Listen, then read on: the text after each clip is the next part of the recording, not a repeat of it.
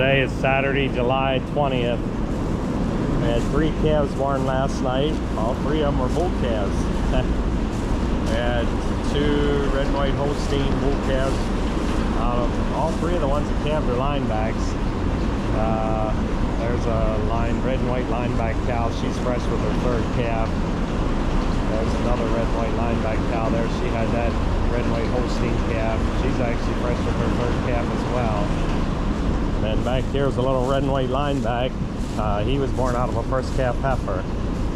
But yeah, we don't have an overabundance of springers right now. We had a lot fresh here in the last 2 weeks. It's a good thing. My wife and I are going to be away a couple days, so that'll be nice if they don't have too many fresh while we're gone. But we do still have several in here. There will be some fresh while we're going probably.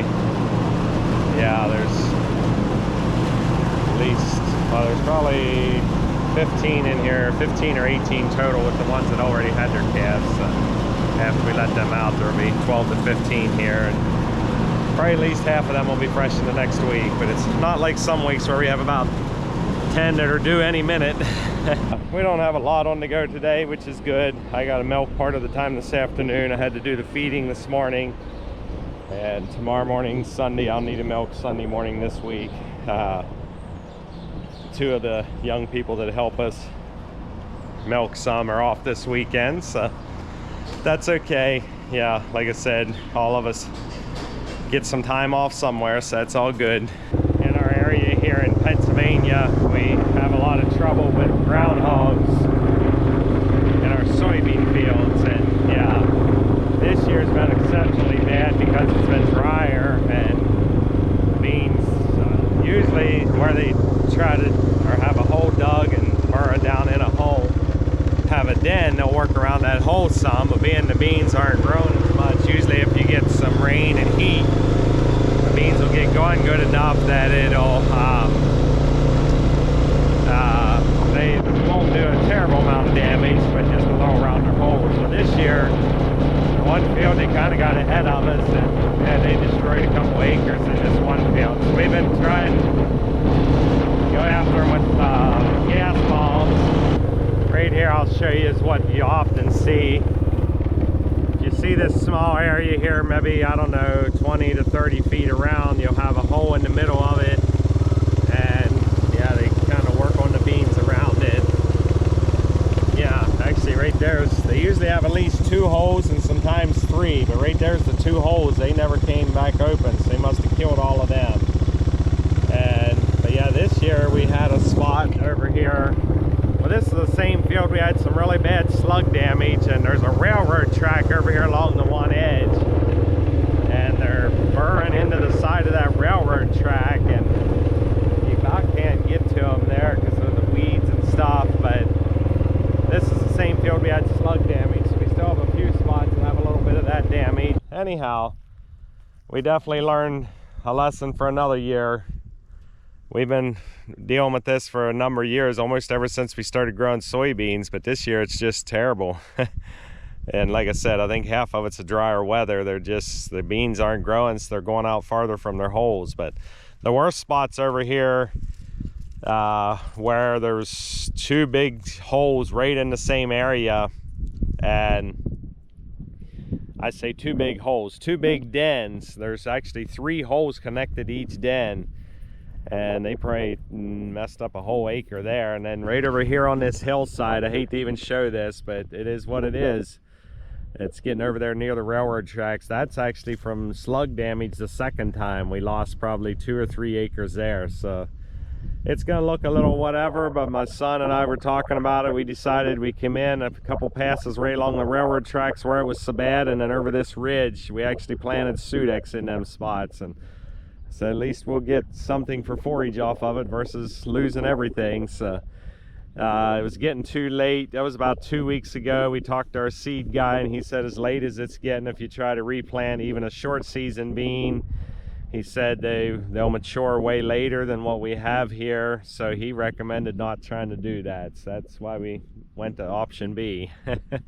So anyhow, it is what it is. Over here is our cornfield here right beside this. This field was in soybeans last year, and yeah, I'm hoping we're pretty good chance of some rain here the next today there's a slight chance, and then next week there's several days it's got some really good chance. And this stuff's just trying to pollinate right now, so if we'd get a good rain it would really help it out a lot. It's probably 7 foot tall right now. Yeah, if it'd get a good rain, it would help it to pollinate and put some good ears on, and probably some of it even stretch it up a little more. And we plant a lot of dual purpose corns and silage varieties, so we're used to corn that's 10, 12 feet tall. So this stuff looks pitiful to us this year. But yeah, like I said, hopefully we'll get some rain. This was probably, I think this was the last field we planted. Yeah. Some of our earliest we planted 2-3 weeks ahead of this is pretty much done growing. I mean, the rain will probably help fill the ears out a little more, but this field here, you can see the pollen hanging on the tassel there. It's just in the middle of pollinating right now, actually. So, yep, the pollen drops down on the silk of the ear. Yeah, you don't see much there yet. So it's definitely needs a good rain there. The ears are just starting to form in the leaf there. So. Right here's a groundhog hole that's still open and active. My son had set some Connie bear traps on some of these and actually caught several groundhogs.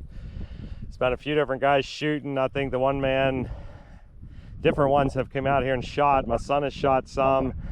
The one man I know was shooting some. He said he got at least, I think what he told me was up to 11 so far. But yeah. Here's the smoke bombs we use to put down the holes. Like I said, the ones we used to find were probably 2 inches around and 5-6 inches long. And these are only, I don't know, half, 3/4 inch around, about the size of your finger, and maybe 5-6 inches long. So this hole here looks like it's pretty big and used by a good many. So I'm putting 4 of them down this hole. Yeah, there it is. I put them down in and closed it off. You for sure don't want to breathe that gas that's coming out of them things. And it's not long. You fling them down in the hole as far as you can. I usually take my shovel handle and shove them on down the back of the shovel handle, so they make sure they're getting down in the hole and don't get half covered up by the dirt, and get that thing shut as quick as you can. 2 reasons: to keep all the gas in there and so you don't breathe any. Yeah, we keep talking about different things to try in here. I'm not sure what we're gonna do, but we got to do something different, because what we're doing definitely isn't helping as good as we'd like to see. But so I guess if anybody out there has any ideas, you can let us know in the comments. Yeah, here's 2 right near each other that I did last week. So they must have killed all them, as they didn't do anything with them again. But yeah, here you can see this big area here. It's probably, I don't know, 50-60 feet circle. The bigger around the area it is, usually the more groundhogs that are in them dens. So, yep, if you look out across there, right out there is another small hole. That one was still closed up. And then one out on that little ridge, one out there, that's where I just did that first one where I put them smoke bombs down. So it's always good to see the holes that stayed closed and nothing dug them back out. Like if the gas didn't kill them, sometimes they'll dig back out from the inside out. And sometimes I think when groundhogs, like, they have to kind of move in when the beans get planted in these fields, because yeah, I mean, you can have a field that don't hardly have any groundhog holes, and you plant beans and the next thing you know, they're popping up all over the place. And so I think sometimes as groundhogs are moving in, they find these areas that were dug at, and even if you already smoked them, a couple days later they'll come through and dig back in and start using them again. And I think that's what they do, but it sure appears that way sometimes. But because yeah, there'll be times where it's all dug out from the outside, all the fresh dirt that you had shoveled in is all pulled outside. So, but yeah, when we actually close them, if there's any little stones or rocks laying around, I try to throw them down in there and really smash the dirt down in so it packs good. It's not just like loose dirt, but yeah, they can dig through clear hard dirt, so that won't stop them from digging it out. But anyhow, yeah, it's quite the mess. And this field is about a 25-acre field. Like I said, it's the one that was the worst with slugs earlier, and now they got some spots still some slug damage, and the groundhogs came into this on our other fields. Yeah, the groundhogs in one field, they didn't hardly touch at all. And another one on out there, there's a few spots here and there, but hardly anything. So, never had anything like this before.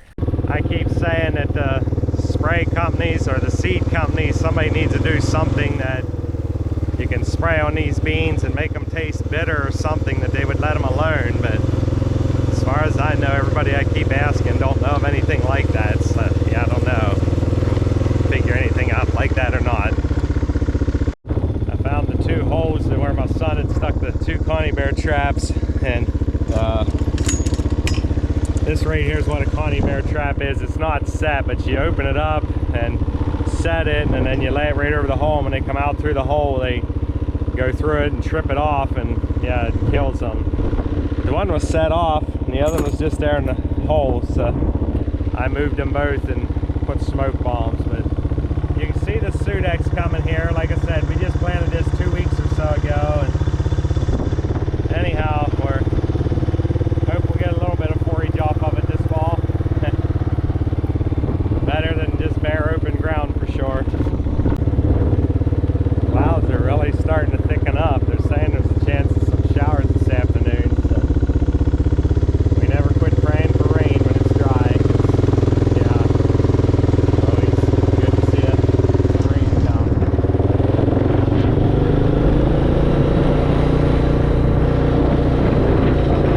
This field here is one of the fields we took wheat off, and we planted Sudex in here. You can see this spot right here. It's really green. It's where it's got some extra moisture from running off the road here and stuff. But boy, other than that, I mean, it's there, but it needs a lot of rain to come on out and make anything, which hopefully we'll catch some rains here. Sudex is really drought tolerant. It can just kind of sit there, and once we get rain, it'll grow a little more. It's kind of way different than corn. But so yeah, hopefully we'll keep getting some rain here. We've got about 38 or 40 acres of that we planted after we combined wheat. So we always count on that for pepper and dry cow feed for over the winter. Mix with corn salad, just critic out all 3. Been talking about it being really dry. Today is Monday, July the 21st, I believe it is. 22nd maybe, yeah. And it's just started raining here this afternoon after lunch. It's been raining off and on. I mean, this is just beautiful. It has, I mean, every now and then it might pour, and then it'll leave up a little bit and just shower around, and rain pretty steady. And I didn't look yet, but I'm guessing we got close to an inch by now probably. And so I'm hoping everybody's getting rain. They were saying a lot of areas should get between a half an inch to an inch, and so yeah, and they're talking about a chance of rain about every day this week. So we'll see once what we get, but I sure am thankful. I think I showed that video of our corn the other day. It was just pollinating there, so this will be beautiful for that. Help it finish pollinating and get it started, and have plenty of moisture there to get a good ear started. So yeah, we're very thankful that the Lord's seeing fit to give us some rain. I shared a little bit about it raining there yesterday. We ended up with 1 inch and 1/10, 1 inch and 1/10. And today's kind of been sort of cloudy and muggy, and saying there's a chance of some thunderstorms about every day here this week, or for the next 3 days at least. Yeah, this is Tuesday, so Tuesday through Thursday. So yeah, it sure is going to be a big blessing and a big help. And my oldest son Willie and his wife Jody had their first child here on Sunday, so I guess that made me and Lois grandma and grandpa. Somehow you wonder how you get to that point, but that's where we're at. But no, it sure is a blessing. They had a little boy. And yeah, oh, my other son, my youngest son's away today, so I need to shave the trenches and get some stuff ready for the feeding and do some of the stuff that he normally does. Yeah, I was saying about needing to shave the trenches. We're only feeding out of 2 trenches right now, and then an ag bag, and then yeah, our corn silage trench got all here about a week ago. Plenty of corn silage though. We're feeding out of the 1 ag bag. We have another ag bag laying over here for kind of reserve. We're Kind of hoping to wait and open that one up till we start chopping this fall, so we still have some cured feed. But we're also feeding out of both of our silos. The one still has 40 feet in it. The other one has probably about 10 feet. We're hoping to have the one totally empty here before we fill silo, which is probably only 5-6 weeks away, probably.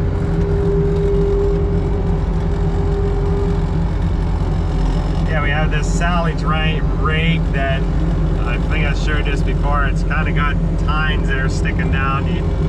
Hopefully you can see them. Maybe I'll raise it up where it's up in the air. I don't know if that's any better or not, but it works pretty good. The thing I like about it more than just a regular silage shaver is, yeah, you don't have to hook any hydraulics up to it. It does really, really good in corn silage. This is triticale here that we're shaving. It does pretty good with that. You just got to work with it just a little bit more. Yeah, it does. It actually does really, really good with the shaving part. It just takes, like I said, you got to work with it just a little bit more than you do corn silage. But we really like it. My son actually built it probably, oh man, close 10 years ago by now at least, and it's been holding up really good. Forgot to bring anything out to mount this thing with, so I'm just trying to hold it in my hand and run the skid loader at the same time. Yeah, I'm going over here to check my pigs feed. Some of you have been asking to see the video of the pigs, but it's probably not the best time to video them over here because we had all that rain last night, and outside might be a little bit sloppy, but yeah, I say sloppy, just a little damp in the corners. We have a little nipple water for them that they drink out of, and it got a little bit of a leak, and we actually just kept letting it leak because then all that hot weather we had, they'd have somewhere to get in out of or get cooled off a little bit. But yeah, we just have a little shed here across the road. Here's 2 of them. They're probably a good 125. They might be pushing 150 by now. They're growing pretty good. We have 6 of them total. Yeah, we just have a little shed inside and then a little pen outside here. Yeah, like I said, it's a little bit wet over there in that corner, but they have a nipple they can drink out up there along the fence. And that's the other thing with it leaking a little bit. When it gets really, really hot in the summer, we have a hose connected to it, and it can get that can get hot in the hose, but with it leaking a little bit, it keeps the water cool that they're drinking too. Yeah, it's nothing fancy, but it is enough that we can raise a couple pigs to butcher. And we have a little feeder here. I don't know, it'll hold probably 250, 300 pound or better. Just has 2 little things they can flip up and eat their grain out when they want it. It's self-feeding. We fill it up about once a week, or put in about enough once a week to last the whole week. Depending on what size they are, we keep needing to put a little bit more. An old stone building here across the road from our house. I forget what year they say it was built, somewhere back in the late 1700s or early 1800s, I think. And they try to claim there was gunpowder used to be made over here. And there's a lean-to on the back of this stone building. That's where the pigs go in, part of that.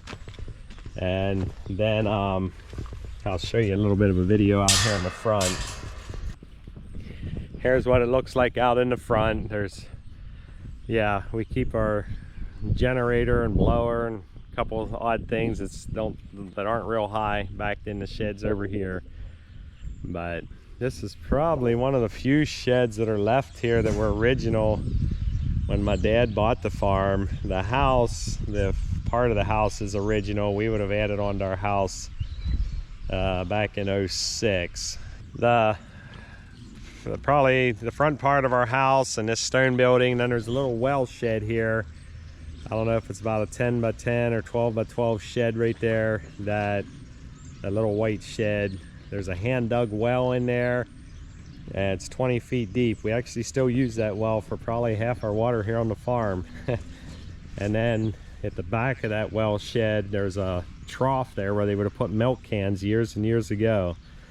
And somebody would have, there's room for probably 5 or 6 milk cans there in that trough. So yeah, it's kind of interesting, the history of some of the building or farms and buildings around here. Our house, the front part of our house has logs in the walls. It would have been built as a 2-story log cabin. So that's kind of interesting too. When my dad bought this farm, there was 3 14 by 50 stave sallows here that we would have used for years. Then I think we have 3 sallows here now, but the one on the end here, he would have built in the early 70s. It was a 20 by 60. Then the one in the harvester, we tore 2 of the sallows down. 2 of the 14 by 50s down and built that harvester. I think that was in 1989. Then we tore the 3rd stave sallow down in let me see, 1995 when we built this big sallow. It's a 24 by 88. Yeah, anyway, to finish my story here a little bit, we built this 24 by 88 poured concrete sallow in 1995. And we still use all 3 sallows. The 2 concrete ones we put corn silage in. The harvester we put snap leach in, or ear leach for high moisture corn. And when they were building the 24 by 88, there was a sallow accident in there that 2 guys got hurt really bad.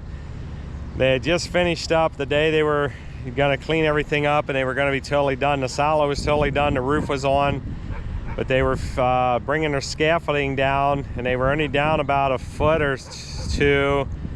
And there's 3 winches on the scaffolding that it kind of held it in, or that's what they were lowering it with. And they had some hooks, they called them wall jacks, they hooked over the top of the wall and connected these winches to with a cable clamp. The cable pulled out of the cable clamps on the one winch, and when it did that, it left it flip, like it came down, and being it wasn't down very far, it actually flipped that side came down, and it jerked the other 2 off of the wall, and it kind of did a complete flip. When it came and landed at the bottom, it was upside down on an angle about like this, upside down. And 2 of the guys were actually hooked to their safety harnesses. The 3rd guy had his safety harness on. The guy that was not hooked to the rope, he had a safety harness on, but he was not hooked to the rope. He grabbed that rope, it was about an inch thick rope, and came the whole way down just like hugging that rope. He had like rope burns on his chest and arms, and he actually broke his leg pretty bad. It shattered the bone. The bone came out through his the leg there between his ankle and his knee. It sounds a little gruesome, but that's the way it was. And I was right up here. There was a feed delivery guy here, Brad, that brought some feed, and we heard the crash, and we came running down, and the guy said the scaffolding fell, and there was that guy was in there. He was yelling bloody murder. He wanted out so bad. And so we helped him get him out. Well, then the 3rd guy, the 2nd guy, when it did that flip, it actually caught him and drug him down. He was still hooked to his safety harness and safety rope, but he and we didn't even realize he was half buried in under a bunch of stuff in there. And the 3rd guy stayed up there, and he was able to get into the chute, like where the silage comes down the chute. He was able to get into the chute and came down the chute and came running around, and he started yelling, "Where's Shannon? Where's Shannon?" That was the other guy's name. And we were like, well, we don't know. We didn't know anybody else was in there. We went in and got him loose. And the rope had actually wrapped around his arm, and here again, this is a little gruesome, but this is what happened, and it tore his one arm off. He has about a 3 or 4 inch stub of an arm left, and he was all messed up. They weren't sure if he's actually going to survive, but he did. He had some many other injuries. I forget what all it was, but so yeah, we're very thankful that it was not fatal for anybody, but it wasn't pretty. And well, then OSHA got involved, obviously, by people getting hurt. Yeah, anytime there's a serious accident or a death on a job like that, a commercial job, they get involved pretty heavily. But anyway, so we weren't able to clean anything up for about 10 days. So that was not very nice to have it all just laying there. And the guy that got hurt the worst, it was pulled down by the unloader that tore his arm off. I did not go in the silo to help get that guy out. But the guys that were in there started yelling to get something for a tourniquet. So they tied his arm off. I ran in and got a sheet or something. I forget what it was. They wanted some for thin material for a tourniquet. And I don't remember exactly what I got anymore. But and they got it tied off. When the medics got here, they said if they wouldn't have did that, got him loose and did that, he would have probably been gone till they got here, because every heartbeat, it was just shooting blood out. And again, it's maybe a little gruesome, but that's what happens.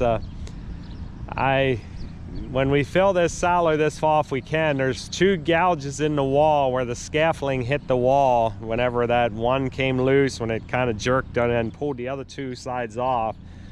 And if there's gouges in the concrete of the wall where that hit, if I think about it, when we fill it and level it off, it's down about, I don't know, 5-6 feet from the top of the wall. If I think about it, I'll try to get a picture or video of that. But yeah, so it's, like I said, it's not something that we enjoy talking about, but it is something that happened, and it's all part of life and part of what happened here. Not sure what we're gonna do with these puppies. What'd you do last night, Teddy? Huh? What did you do? Did you kill a chicken? Huh? Did you kill a chicken? You ain't supposed to do that. No. That wasn't nice. Now what are we gonna do? He's acting guilty as all get out, aren't you?